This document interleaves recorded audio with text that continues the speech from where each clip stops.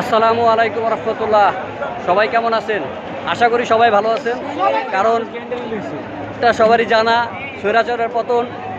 আসলে আজকে আমি এখন বর্তমানে অনেক জায়গা থেকে লাইভ করছি, এই প্রথম গণভবনের ভিতর থেকে লাইভ করতেছি। তো আসলে আজকের গণভবন আর গণভবন নাই, আজকের জনস্রোত আর গণমানুষের জোয়ার হয়েছে গণভবনে। তো এখান থেকে আমরা একটা জিনিসই শিখতে পারি যে আসলে স্বৈরাচার কখনো পৃথিবীর ইতিহাসে একদিন না একদিন তার পতন হয়েছে, ইতিহাস থেকে আমরা এটাই জানতে পারি। তো যাই হোক, আমরা চাই আমাদের দেশ সুন্দর সমৃদ্ধশালী হোক, এবং আমরা চাই একটা সুন্দর আগামীর জন্য একটা সুন্দর দেশ প্রতিষ্ঠিত করতে। যেহেতু আমাদের দেশ একটি ছোট দেশ, ভারতের প্রতিবেশী দেশ, আমরা চাই না ভারতের আধিপত্য আমাদের দেশে বিরাজ থাকুক। তো আমরা চাই ভারতের আধিপত্য থেকে আমরা নিজেরা স্বতন্ত্রভাবে আমাদের দেশকে সুন্দর এবং সাফল্যমণ্ডিত করতে, যাতে আমাদের ভবিষ্যৎ প্রজন্মকে আমরা ভালো একটি দেশ উপহার দিতে পারি।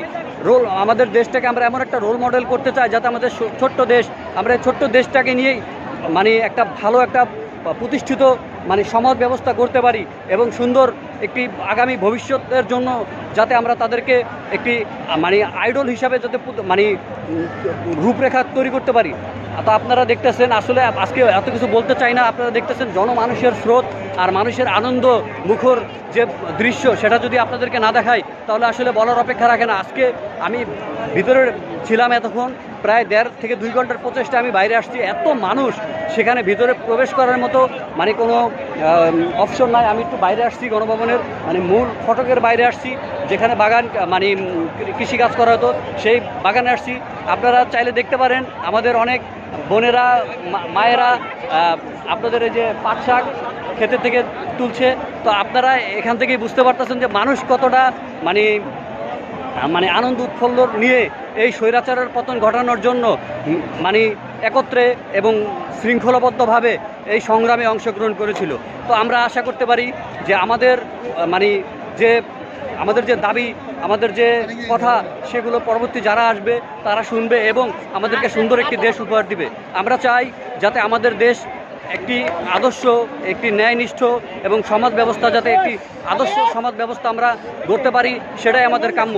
আমরা কেউই চাই না যে আমাদের দেশ, যে কষ্ট অর্জিত দেশ, এই দেশ যাতে কারো বাবার আধিপত্য না থাকে, কারো স্বামীর আধিপত্য না থাকে। আমরা চাই আমাদের দেশ একটি সুন্দর এবং সুশৃঙ্খলভাবে যাতে আগামীর দিনগুলো যাতে প্রতিষ্ঠিত হতে পারে, ন্যায়নিষ্ঠতার সাথে যাতে সরকার গঠিত হয়, এবং ভারতের আধিপত্য থেকে বের হয়ে আমরা একটি সুন্দর দেশ প্রতিষ্ঠিত করতে। ভারতের সাথে আমাদের সম্পর্ক থাকবে প্রতিবেশীদের মতো, অন্যান্য প্রতিবেশীরা তাদের সাথে যেভাবে সম্পর্ক বিরাজমান রাখে, আমরাও ঠিক একইভাবে রাখতে চাই। আমরা চাই ভারতীয় আধিপত্য থেকে দূরে থাকতে। তো আজকে আসলে কি বলবো, এত আনন্দ, মানুষের এই আনন্দ আসলে আমার এই ছোট্ট জীবনে আমি কখনো দেখিনি। মানুষ এতটা খুশি যে আসলে মুখের বলার মতো ভাষা আমার নাই। আজকে সবাই আনন্দ করতেছে, এবং দেখেন কোনো বলতে পারবেন না যে কোনো শ্রেণী পেশার মানুষ এখানে নাই। সব ধরনের শ্রেণী পেশার মানুষ আসলে এখানে আসছে। যে যদি কেউ বলে যে এখানে শুধুমাত্র স্টুডেন্ট, তা না। দেখেন বাসা বাড়ির বাচ্চা কাচ্চা থেকে শুরু করে বুড়ো জোয়ান সবাই স্বৈরাচারের পতনের এই ইতিহাসে সাক্ষী হওয়ার জন্য এখানে উপস্থিত। আপনারা দেখেন যে আসলে কি হয়েছে, এক আঙ্কেল অসুস্থ হয়ে গেছে এখানে। তো যাই হোক, আমরা চাই সবাই এই লাইভের মাধ্যমে আমরা চাই সবাই যাতে দেশকে সুশৃঙ্খলভাবে প্রতিষ্ঠিত করতে পারি, এবং দেশের ন্যায়নিষ্ঠতা বজায় রেখে আমরা সমাজ ব্যবস্থা করতে পারি। তো আজকের ভিডিওটা এই পর্যন্তই। সবাই ভালো থাকবেন, সুস্থ থাকবেন। আসসালামু আলাইকুম রহমতুল্লাহ।